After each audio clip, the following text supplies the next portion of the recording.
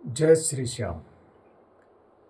कि सांवरे ने ढूंढन में गई तो धर जोगन का भेष। ये ढूंढत ढूंढत जुग भया और मारे धोले हो गए केस।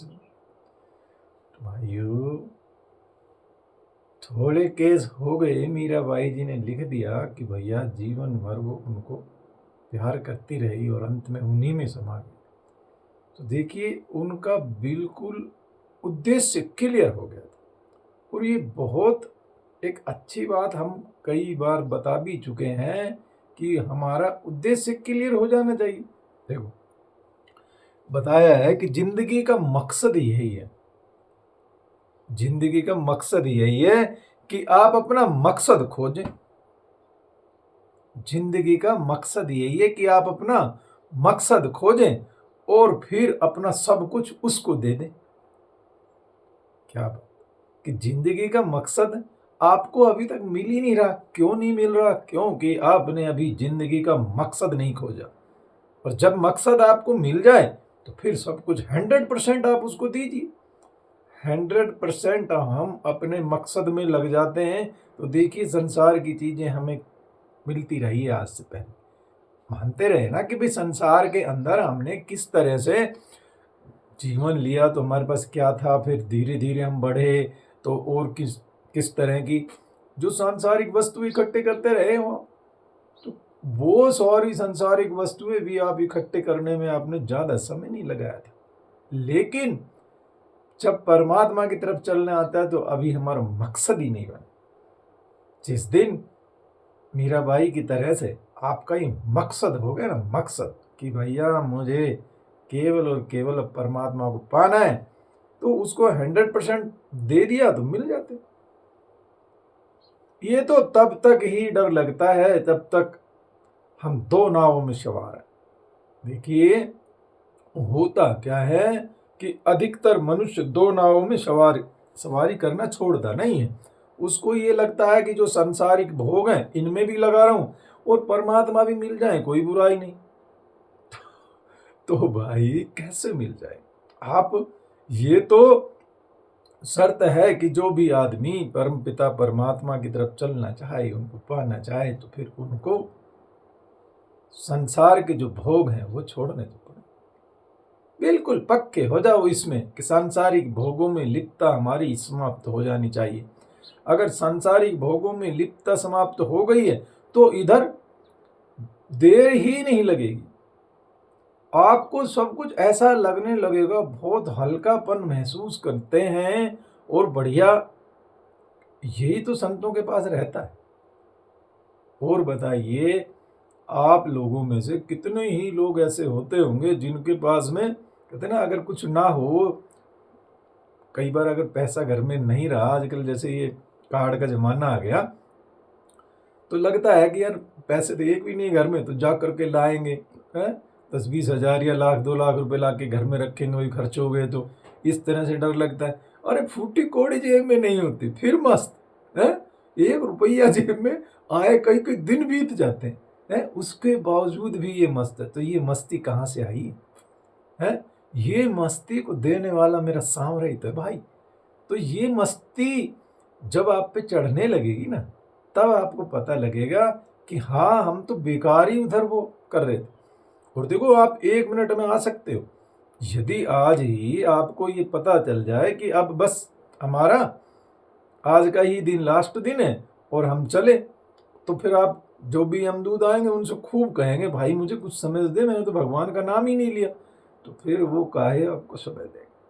तो हम लोगों को ये सोचना है कि भैया, दो नावों की सवारी करने वाला हमेशा डूबता, तो आर या पार कर दो। देखो, जब तक अपना भर नहीं जाए ना भोगों से, है, तब तक तो आप अपने भोग भोगो। वहां पे खूब जितने भी संसार के भोग हैं खूब अच्छी तरह से भोगो। जब आपको लगे कि भाई अब मन भर गया, उसके बाद में आ जाओ। तो ये तो नहीं कह रहे कि भाई अभी से ही आप इसमें चल पड़े, लेकिन जिंदगी का कोई मकसद तो बनाओ भाई। है, आपने अभी तक ये सोचा ही नहीं है कि परमपिता परमात्मा को पाना था, उनकी तरफ चलना था, सोचा ही नहीं हो। सोचोगे ही नहीं किसी चीज को तो कैसे प्राप्त है? जैसे मान लीजिए किसी शहर का नाम हमने कभी सुना ही नहीं, तो उस तरफ जाने में भी दिक्कत आती। इसलिए ही तो बार बार कहा है कि श्रवण मनन निध्यासन, सुन सुन के उनकी कथाओं को अंदर भर लें, और फिर अंदर जो भरा होगा वही बाहर निकलने लग जाएगा। दूसरों को भी फिर सुनाने लग जाओ। फिर जब दूसरों को भी सुनाने लग जाओ तो फिर खुद पे खुद उसमें देखने भी लग जाओ कि मैं ये बात बोल तो रहा हूँ, इसमें से कुछ परसेंटेज मेरे अंदर है भी या नहीं है। तो हम किसी को कह दें भाई सदा सत्य बोलना चाहिए, अब देखो सारा इसी में ही तोड़ हो सकता है। बचपन से सुनते आ रहे हैं हम कि हमेशा मनुष्य को सत्य बोलना चाहिए, तो भाई सत्य बोलना चाहिए, लेकिन हम कितने सत्य बोलते हैं खुद है? तो ये सब चीजों के लिए क्या हम प्रयास कर रहे हैं? सत्य बोलने के ऊपर हम टिके हुए हैं। हम सोचते ही नहीं इन सब चीजों को कि भैया सत्य बोलना था हमें, सत्य है तो झूठ पे झूठ मारे जाएंगे हैं, पीछे से दूसरे के लिए कुछ ना कुछ गड्ढे खोदने की कोशिश करते रहेंगे। ये चालाकियां ही तो खत्म करनी है। जिस दिन भी ये चालाकियां खत्म हुई उसी दिन मन हो जाता है निर्मल, और फिर निर्मल मन जन सो मोहि पावा, मोहि कपट छल छिद्र न भावा। तो ये कपट छल छिद्र ना कोई दूसरा निकालने नहीं आएगा, क्योंकि किसी दूसरे को तो ये पता भी नहीं कि आपके मन में क्या चल रहा है और क्या आप सोचते हैं। तो आप खुद ही सोचेंगे कि भाई मेरा मन मुझे धोखा दे रहा है, इसके अंदर ये गंदगी भरी पड़ी है और मुझे ये निकालनी होगी। जिस दिन आपने ये फैसला कर लिया ना कि अब मेरे अंदर कोई दुनिया की वासना रह नहीं सकती, मैं किसी भी तरह से, तो खुद पे खुद समता का भाव आने लगता है। देखो यही तो हमें करना है कि हमें इतनी समता आ जाए कि हमें कुत्ते में भी गधे में भी है, बाहर जितनी भी कुछ दिखाई दे रहा है सभी में वो परमात्मा दिखने लग जाएगा, तो हमारे अंदर हमारा स्वयं उद्धार हो जाएगा। नहीं तो उद्धार होना बहुत मुश्किल है भाई, जन्मों पे जन्म लेते रहेंगे, चलते रहेंगे। तो हम लोगों को ये सोचना होगा कि इसकी जड़ कहाँ है। तो इसकी जड़ है मेनली तो कि हमें अपने ही अंतःकरण को साफ करना है, और हो जाता है, कोई मुश्किल काम नहीं, लेकिन कभी सोचोगे तभी तो होगा। जिसने सोच लिया है उसने कर दिया है। सबसे मुश्किल काम है यही निरीक्षण करना अपने मन का। कल भी बहुत शानदार बात निकल के आई थी कि हमें रखवाली करनी है मन की, तो भैया वो रखवाली ही हमारी साक्षी का काम करेगी। तो हम लोगों को हर दिन चाहिए कि किस तरह से अपने मन की रखवाली करते रहें और उसको देखें कि किसी भी तरह की गंदगी में लिप्त ना हो जाए। अरे अभी आपको दुनिया के भोग अच्छे लग रहे हैं, अभी आपको सारी चीज़ें जो यहाँ के विषय वासनाएं हैं वो अच्छी लग रही है, तो आप परमात्मा की तरफ कहाँ चले? परमात्मा के मार्ग में चलने वालों को इनका धर्म पूर्वक, देखो ये तो अभी नहीं कहा है कि भैया फिर उसको वो सब कुछ छोड़ देना है, नहीं, धर्म पूर्वक उनका पालन करना है। और धर्म पूर्वक पालन हो गया कि मेरी पत्नी है तो फिर उसके अलावा मुझे और कोई नहीं चाहिए, मेरे घर में जो खाने को है भाई अब मुझे वही चाहिए। तो जो जो आपके पास, मतलब आप इनको अपने लेवल पे घटाएंगे किस तरह से भी कि भैया हमारा अंतःकरण दूषित ना हो, उस चीज को आप अपने लेवल पर लेके चलो।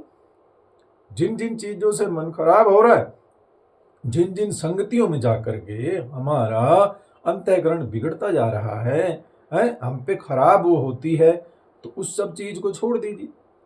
आप इस चीज में आप हमारा उदाहरण देख सकते हैं कि हमने भी अपने गुरु भाइयों का सहारा लिया, और जो हमारी अपनी संगति थी उसको हमें थोड़े से दिन छोड़ना पड़ा, क्योंकि आप फिर वही संगति में अगर रहते हैं तो उसका रंग चढ़ना बहुत मुश्किल हो रहा था। तो इसलिए आपको शुरू में हो थोड़े से दिन अपनी संगति बदलो, परमात्मा की तरफ चलना है तो है। मेरे एक दो भाई बहुत बढ़िया है वहां पर भी, जिनको असर ही नहीं पड़ता, चाहे कैसे भी उसमें छोड़ दो उनको, तो वो भाई यों की संगति आप करने लग जाओ, उनके पास जाकर के थोड़ा बैठा करो, सुना करो उन लोगों से, ताकि परम पिता परमात्मा को प्यारे लगने लगे। तो सबसे कमाल तो जब ही होगा जब ये आपको प्यारे लगने लग जाए। जब ठाकुर जी प्यारे लगेंगे ना, तो फिर दुनिया की कोई और चीज प्यारी नहीं। भाई दो ही सुख तो बताए, ब्रह्मानंद सुख है और एक विषय सुख है। तो विषय सुख जब जोर मारता है तो ब्रह्मानंद सुख को भी भला भुला देता, पकड़ के लाता है, कहाँ जा रहा है, अरे इस आजा, बहुत जबरदस्त इसके अंदर आनंद है, मजे है। अब देखो जो भी यहाँ पर उस आनंद या मजे के चक्कर में पड़ेगा तो फिर उसको तो सजा तो भुगतनी ही पड़ेगी। तो हम लोग ऐसा सोचे ही ना कि हमें इस तरह की कोई सजा भुगतनी पड़े, अपने लेवल पे ही हम ऐसा कर दें कि अब मुझे परमात्मा की तरफ जाना। तो जिन्होंने देखो मकसद जो बनाए वो ठीक है, जिन्होंने नहीं बनाए वो लगे, वो अपना देखें कि भैया आज तक तुम्हारे से पहले कोई यहां से कोई खुश होके गया है, जिन्होंने खूब दौलत कमा ली है, खूब पैसे वाले हो गए, वो खुशी होकर के गए हैं। तो आज तक कभी ऐसा हुआ ही नहीं कि संसार से कोई खुशी होकर गया, तो फिर आप काहे बात नहीं मान रहे।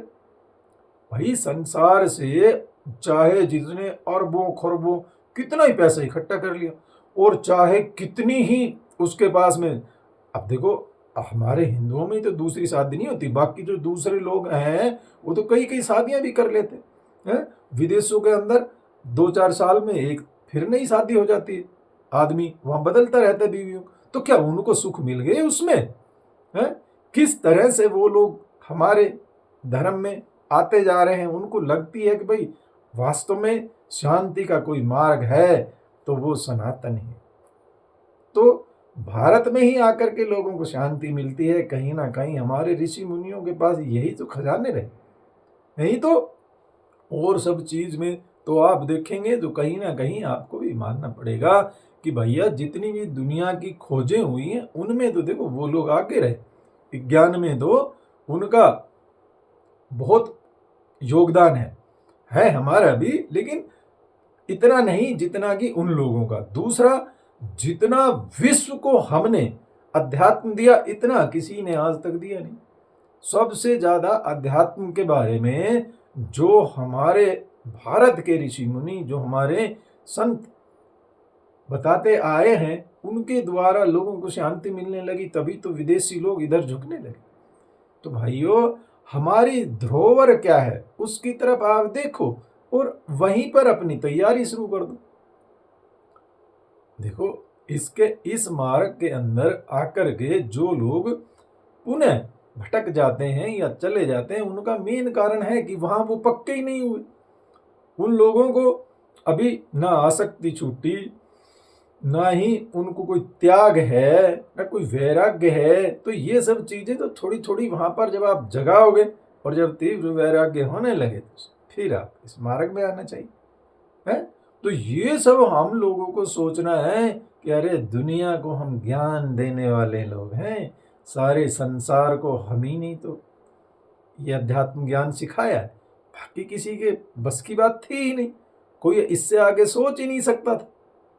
वही खाना पीना सो जाना ये सब लोगों के पास रहता था, और किस तरह से इसको हम ज्यादा से ज्यादा सुविधा दे सके। ज्यादा से ज्यादा लोग फैसिलिटी के चक्कर में पड़े हुए थे। कोई विदेशों में कोई ऐसा सोच ही नहीं सकता कि भैया वो तो अपने भोगों को छोड़ दे। भोगों में तो उनको भाई वो तो सब कहा भी है ना कि भगवान भारत में इसलिए तो पैदा होते हैं कि बाकी सब तो भोग भूमि, वहां पर तो भोगों में लोग पड़े रहते हैं। और परमात्मा को आने के लिए तो भाई कहीं ना कहीं उत्तम गर्भ की जरूरत पड़ती।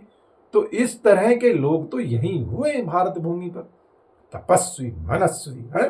दोनों पति पत्नियों ने मिलकर तपस्याएं की और फिर जो गर्भ धारण हुआ उसमें श्रेष्ठ परमपिता परमात्मा आए। तो हम लोगों को यही सोचनी है कि मकसद मकसद मकसद हमारा क्लियर हो जाए।